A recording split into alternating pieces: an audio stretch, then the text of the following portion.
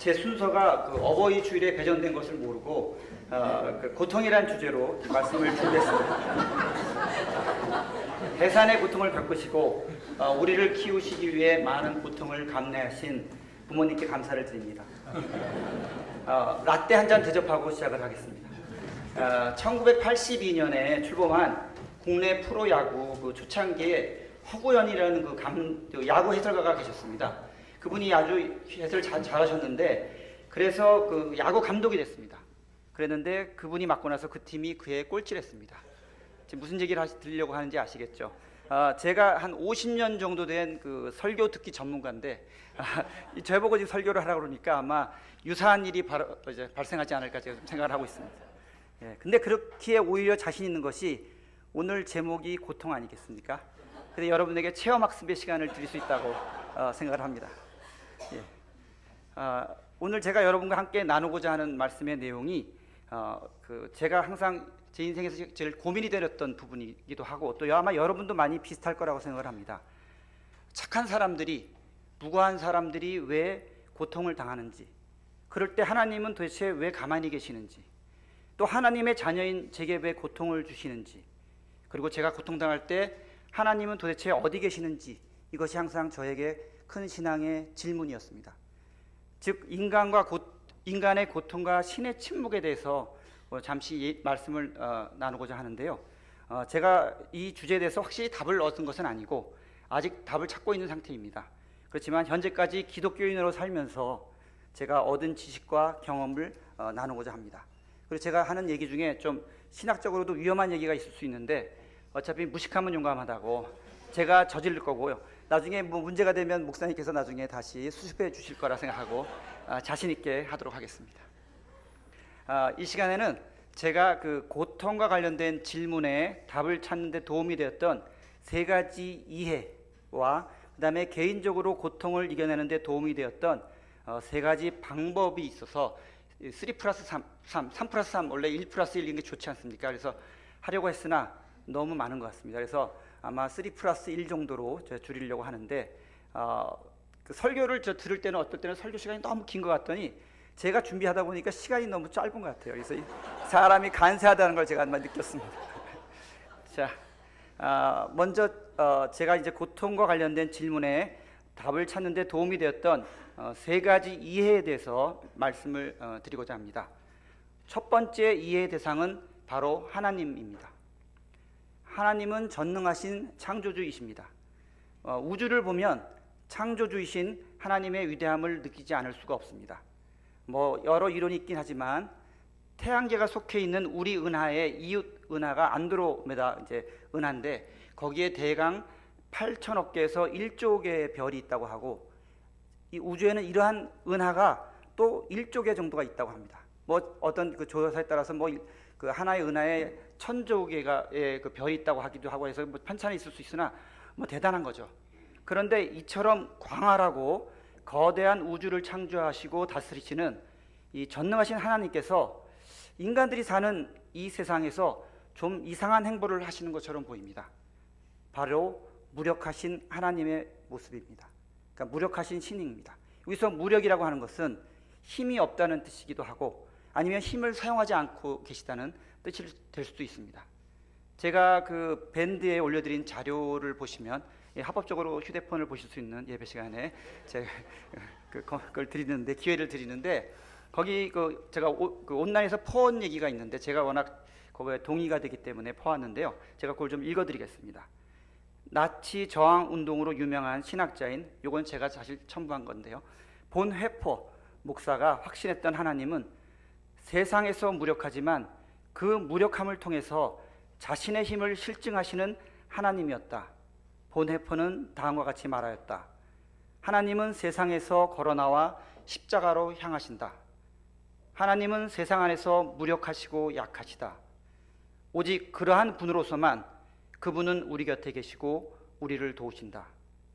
그리스도가 그의 전능의 힘으로서가 아니라 그의 약함, 그의 고난의 힘으로 도우시는 사실이 말씀에 나타나 있다. 여기에 다른 종교들과의 결정적인 차이점이 놓여 있다. 성서는 사람으로 하여금 하나님의 무력함과 고난을 바라보도록 한다. 오직 고난 당하시는 하나님만이 도우실 수 있다. 이유는 잘 모르겠지만 하나님께서는 무력의 힘으로 이 세상에 역사하고 계시다고 생각합니다. 사실 우리가 믿는 종교인 기독교 자체가 역설입니다. 세상의 가장 낮은 곳에서 태어나셔서 무력하게 가장 극한의 고통을 주는 형벌인 십자가에 달려 돌아가신 신을 믿고 있는 것입니다. 그런데 그렇게 무력으로, 사랑으로 세상을 이기셨습니다. 하나님께서는 그런 분이시기에 우리의 고통에 대해서도 전능하신 창조주로서의 힘을 사용하지 않고 다른 방식의 접근을 하실 수도 있다는 생각을 해봤습니다. 두 번째 이해의 대상은 성경에 나온 인물들입니다. 이 성경 속의 인물들, 즉 신앙의 선배들을 보면 그들도 굴곡이 많은 고통을 겪는 삶을 살았다는 것을 알 수 있습니다. 믿음의 조상 아브라함, 하나님과 겨루어 이기고 이스라엘이라는 축복을 받은 야곱, 하나님께 사랑을 받은 자 다윗, 하나님의 선택으로 사도가 된 바울 등등 믿음의 선배들도 고통과 고난의 시간을 경험했습니다. 시간이 없어서 다 살펴보지는 못하지만 몇 가지 예를 들면 다음과 같습니다. 먼저 아브라함입니다. 믿음으로 그 하나님께서 가라고 지시하신 가나안 땅, 우리 레반트라고 저희가 배웠는데 글로 갔는데 거기서 기근이 들었습니다. 그래서 또 이집트에 살려고 내려갔는데 거기서 아내인 사라를 누이라고 속였다가 또 그 이집트 왕에게 부인을 빼앗길 뻔한 그런 일을 당했습니다. 또 오랫동안 자식을 원했는데 아들이 없어서 고통을 받았고, 또 사랑하는 아들을 죽여야 하는 시험을 받았습니다. 이삭도 그렇고요, 야곱도 마찬가지고, 야곱은 오죽했으면 나중에 야곱이 이집트로 내려가서 바로를 만났을 때 바로 앞에서 이런 얘기를 하죠. 창세기 47장 9절에 나오는 얘기인데, 저희 조상들이 세상을 떠돌던 횟수에 비하면 제가 누린 횟수는 얼마 되지 않지만 험악한 세월을 보냈습니다. 이스라엘이라고 축복을 받았던 그런 사람이 그러한 말을 하고 있는 것이죠. 다윗도 마찬가지고, 다윗도 잘 아시겠지만 사울에게 죽임을 당할 뻔했기도 하고, 적이었던 블레셋에서 의탁하면서 살기도 했고, 또 그 밧세바와 사이에서 난 아들이 죽었고, 또 자식이 압살롬이 반란을 했고 또 죽음을 당하는 그러한 모습들을 겪지 않았습니까? 바울도 마찬가지죠. 바울도 육체의 가시가 있어서 힘들어했고, 고린도후서 11장을 보면 마흔에서 하나를 뺀 매를 맞은 것이 5번이요. 몇 번이죠 그러면? 깜짝 퀴즈입니다. 195번이겠죠. 예. 그렇게 맞았고, 채찍으로 맞은 것이 3번이고, 돌로 맞은 것이 1번이고, 파선을 당한 것이 3번이다. 이것 외에도 여러 가지를 써놨습니다. 전도하러, 저처럼 놀러 간 것도 아니고 전도하러 다녔는데도 이러한 고통을 당한 것이죠. 그래서 제가 생각할 때는 희로애락이라는 게 포함되는 고통은 우리 삶의 일부며 성경 속의 믿음의 선배들에게도 다르지 않다 하는 것을 제가 생각하게 됐습니다. 그러니까 믿음이 좋으면 고난이 없고, 믿음이 나쁘면 고난이 오는 것이 아니라는 생각을 했습니다. 믿음의 조상 아브라함에게도 그런 일이 있었으니까요. 하나님께서는 나를 믿으면 꽃길만 걷게 해줄게 라고 말씀하시는 것이 아니라 어떤 길을 만나든지 너와 함께 하겠다라고 말씀하시는 것 같습니다. 제가 고통 배틀을 붙는다면 제가 게임이 안 될 분도 여기 계시지만 저도 나름대로 힘든 시절을 보냈습니다. 제가 어느 날 음식을 좀 씹으려고 하는데 이렇게 입이 다물어지지가 않고 너무 고통스러워가지고 병원에 갔습니다. 그래서 병원에 가서 사랑니를 뽑았습니다. 근데 그런데도 낫지가 않더라고요. 알고 보니까 악관절에 이제 문제가 생겼는데, 제가 계속 이를 악물고 이렇게 밤에 자면서 제가 힘들어가지고 아마 그랬던 것 같습니다. 그래서 어쨌든 그 일을 위해서 약을 먹고 낫긴 낫는데, 제가 사랑니를 뺀 다음에 그 뒤부터 좀 사랑이 좀 부족해졌습니다. 그래서 제가 좀 사랑이 좀 차갑다 생각하시면 제가 사랑니를 뽑아서 그렇구나 이해해 주시기를 바라고 제가 말씀을 드립니다. 세 번째 이해의 대상은 이제 고난의 유형입니다. 여기서 분류하는 고난의 유형은 사실 신학적으로 검증을 받은 주장이 아니라 그냥 제가 생각해 본 것입니다. 특히 나중에 목사님께서 좀 다듬어 주셔야 될 것 같은데요. 기독교 신앙에서는 하나님의 은총을 일반 은총과 특별 은총으로 구별하고 있습니다. 여러분 가지고 계신 자료를 보시면 일반 은총이라고 하는 것은 하나님을 믿는 것과 관계없이 모든 사람에게 차별 없이 공통적으로 주시는 하나님의 일반적인 은총이다, 이렇게 얘기하고 있거든요. 그러니까 믿는 자와 믿지 않는 자에게 비를 내리시는 하나님의 모습에서 일반 은총을 느낄 수 있다고 생각합니다.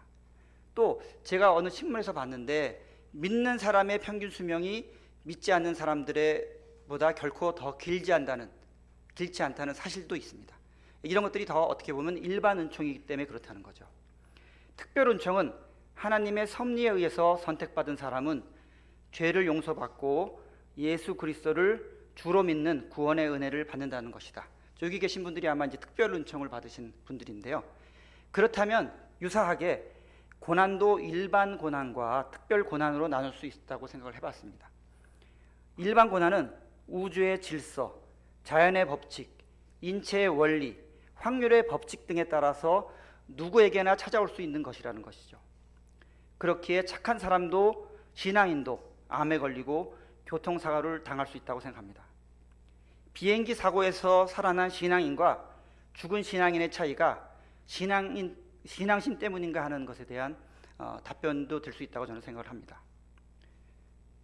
신체 조건, 환경, 식성, 운동 부족 등 자연의 법칙, 인체의 원리에 따라 병이 생길 수 있습니다.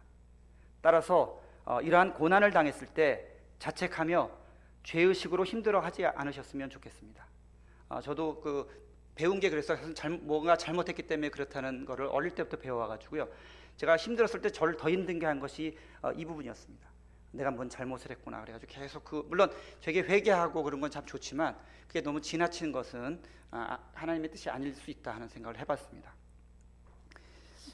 미국의 바이든 대통령은 이 첫 번째 부인과 딸을 교통사고로 잃었습니다. 큰 아들도 암으로 사망을 했습니다. 이러한 그에게 위로를 준 만화가 있었습니다. 여러분 제가 드린 자료 3에 나오는 건데요. 거기에 이 만화는 미국의 작가인 딕 브라운의 공포의 헤이가르라는 작품 만화입니다. 이 주인공이 자신이 탄 배가 이 폭풍우 속에서 벼락에 맞아서 좌초되자 신을 향해 원망을 하며 이제 외칩니다.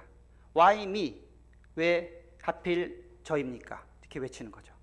그러자 신이 그에게 되묻습니다. Why not? 왜 너는 안 되지? 이렇게 이제 묻는 거죠. 제가 생각할 때 바이든 대통령이 이 만화를 통해서 바로 일반 고난에 대해서 깨달은 것이 아닌가. 바이든 대통령이 이 말을 했다는 거거든요. 이 만화를 통해서 불행은 누구에게나 닥칠 수 있다는 것을 깨달았다고 했는데 일반 고난에 대해서 깨달은 것이라고 생각을 하고요. 그러면 이제 특별 고난은 뭐냐? 특별 고난은 영적인 영역으로 보이고 시험과 연단이 포함된다고 생각을 합니다. 이는 하나님의 선택, 용인 등이 있어야 하는 부분인데요. 예를 들어서 아브라함에게 이삭을 죽이라는 시험 또는 욥이 당한 고난 같은 것이라고 생각을 했습니다. 이제 제가 개인적으로 고통을 이겨내는 데 도움이 되었던 방법 3가지인데 그 중에 2가지는 여러분들이 익히 많이 알고 계시는 거라서 제가 되풀이하지 않고요. 마지막 하나를 말씀드리겠습니다. 그것은 바로 제가 고통을 이겨내는 데 도움이 됐던 그 방법, 그거는 믿음은 해석이라는 깨달음이었습니다. 나 또는 우리가 처한 상황을 어떻게 해석하는지가 믿음이라는 것입니다. 더 자세히 말해 믿음은 해석이며 그에 따른 행동이라는 것이죠. 제가 2012년 7월 5일에 교회 회지에 기고한 글에서 이런 내용을 썼습니다. 근데 오랜 시간이 지난 후에 방문하신 목사님께서 동일한 내용을 설교 시간에 말씀하셔서 제가 깜짝 놀란 적이 있습니다. 제가 왜 이 얘기를 하냐면 목사님께서 가끔 가다가 내가 이런 설교를 과거에 했는데 기억하시냐는 뉘앙스 얘기를 하셔가지고 저도 한번 해보고 싶었습니다. 그 회지 2012년부터 다니셨던 분들 아마 기억 못 하실 텐데요. 제가 한번 해보고 싶어서 그랬다는 거 이해해 주시고요. 이제 이 시간의 결론으로 제가 어려운 상황을 믿음으로 해석하고 견딜 수 있도록 하는데 가장 큰 도움을 주었던 성경 말씀인 오늘의 성경 본문에 대해 함께 살펴보고자 합니다. 저희가 아까 봉독한 것 중에 로마서 8장은 38절부터 읽었는데 사실 36절부터 39절입니다. 그래서 로마서 8장 28절과 로마서 8장 36절에서 39절을 보겠습니다. 먼저 8장 28절이죠. 하나님을 사랑하는 사람들, 곧 하나님의 뜻대로 부르심을 받은 사람들에게는 모든 일이 서로 협력해서 선을 이룬다는 것을 우리는 압니다. 로마서 8장 36절에서 39절. 성경에 기록한 바 우리는 종일 주를 위하여 죽임을 당합니다. 우리는 도살당할 양같이 여김을 받았습니다. 한 것과 같습니다. 그러나 우리는 이 모든 일에서 우리를 사랑하여 주신 그분을 힘입어서 이기고도 남습니다. 나는 확신합니다. 죽음도 삶도 천사들도 권세자들도 현재일도 장래일도 능력도 높음도 깊음도 그 밖에 어떤 피조물도 우리를 우리 주 예수 그리스도 안에 있는 하나님의 사랑에서 끊을 수 없습니다. 이걸 보시면 먼저 그 8장 28절하고 37절에 둘 다 모든 일이라는 용어가 들어갑니다. 그러니까 모든 일이라는 용어를 한번 기억해 주시고요.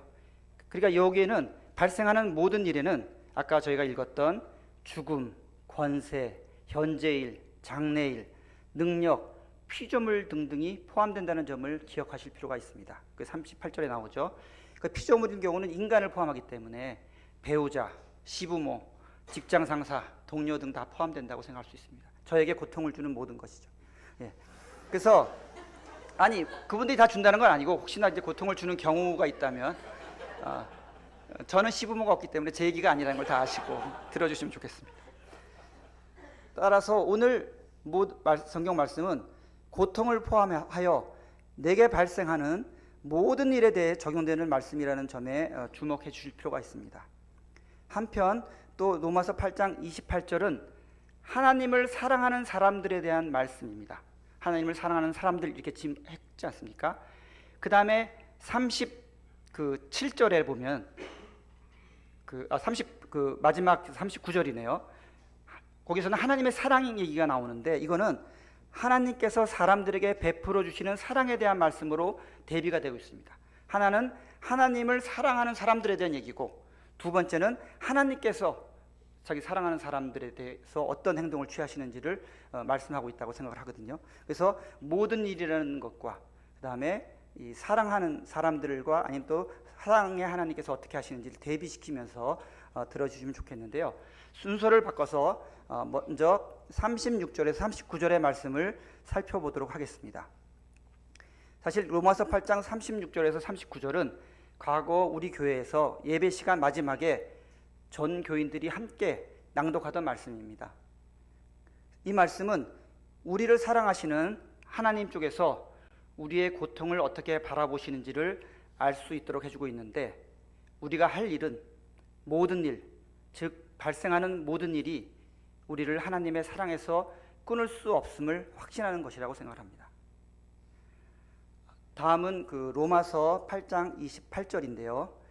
헬라어 원본의 의역을 해보면 이거 사실 저거는 제가 읽은 책에서는 직역이라고 했는데 전문가이신 목사님께서 의역이라고 알려주셔가지고 의역이 맞다고 하십니다. 그래서 의역을 이제 보면은 우리가 원래 뜻은 지금 하나님께서 모든 것이 합력해서 선을 이루도록 하신다는, 그러니까 하나님이 역사하셔서 자동으로 그냥 선하게 되는 모든 일이 이제 저희는 그렇게 알고 있었거든요. 근데 그러한 성경 본문의 내용과는 조금 다르다는 것을 알 수 있습니다. 제가 드린 자료 5번을 보시면 그 헬라어 원본 의역이 나오는데 거기에 나온 내용에 보면 그 발생하는 모든 일들 속에서 하나님께서는 선을 이루시기 위해 당신을 사랑하는 자들과 함께 일하신다. 발생하는 모든 일 속에서 하나님께서는 선을 이루시기 위해 당신을 사랑하는 자들과 함께 일하신다. 저희가 할 일들이 나오고 있습니다. 헬라어 원본에 따르면 이번에는 하나님을 사랑하는 우리 쪽에서 고난을 포함하여 발생하는 모든 일에 대해서 어떠한 태도를 취해야 할지를 말하고 있는데, 바로 발생하는 모든 일을 대함에 있어서 선을 이루기 위해 하나님과 함께 일해야 한다는 것입니다. 고통의 시간에도, 고난의 시기에도 그 일을 통해 선을 이루기 위하여 하나님과 함께 노력해야 한다는 말씀은 고통을 당하던 시절에 저를 붙들어 주었던 말씀입니다. 고난 중에도 믿음의 해석을 하며 선을 이루기 위해 노력한 인물의 예로서 요셉을 들 수가 있을 것 같습니다. 사실 다른 자식들보다 아버지의 사랑을 더 많이 받은 이 부잣집의 막내 아들이었습니다. 당신은 막내 아들이었죠. 나중에 또 태어났지만 동생이. 그런데 하루아침에 이 노예로 전락을 했습니다. 그런데 그 상황에서 경호대장 보디발의 집에서 최선을 다해서 인정을 받았고, 또 보디발의 아내의 유혹을 거절하는 바람에 억울한 누명을 쓰고 감옥에 갇혔습니다. 거기에서도 또 간수장의 인정을 받습니다. 도움을 또 줬는데 배신을 당합니다. 그때 술잔을 올리는 시종장과 빵을 구워 올리는 시종장의 꿈의 해석을 해줘가지고 복권되면 좀 도와주기로 약속을 했는데 또 그걸 배신당했다가 나중에 이제 결국 그 2년 뒤에 기억을 해가지고 그분이 이제 복권을 하게 됐는데, 그럼으로써 이제 이집트의 총리가 됐죠. 그리고 막다뜨린 사람들이 바로 자신을 노예로 넘긴 형들을 만나게 되는 거죠. 그때 이 요셉이 했던 믿음의 해석이 있습니다. 그게 창세기 45장 5절에 나옵니다. 그러나 이제는 걱정하지 마십시오. 자책하지도 마십시오. 형님들이 나를 이곳에 팔아 넘기긴 하였습니다만 그것은 하나님이 형님들보다 앞서서 나를 여기에 보내셔서 우리의 목숨을 살려주시려고 그렇게 하신 것입니다. 요셉과 같이 무슨 일을 만나든지 믿음의 해석을 하며 그 일 가운데 하나님과 함께 선을 이루기 위하여 힘쓰는 우리가 되면 좋겠습니다. 이상의 내용이 고통이라는 인생의 신앙적 질문에 대해 지금까지 제가 생각해 본 답을 정리한 것입니다. 아마 정답은 천국에서 알 수 있을 것 같습니다. 제가 천국에 꼭 가야 되는 이유입니다. 이게 부족한 제 얘기를 경청해 주셔서 감사합니다. 다 같이 기도하겠습니다. 제가 알고 깨달은 것을 전했습니다. 제 부족함 때문에 주님의 뜻이 가려지지 않도록 해주시고 그 뜻만이 기억되어 저희 삶에 유익이 되길 바랍니다. 이 시간 고통 속에 있는 교우들을 기억해 주시고 큰 은혜로 함께하여 주시길 간구합니다. 예수님의 이름으로 기도드렸습니다. 아멘.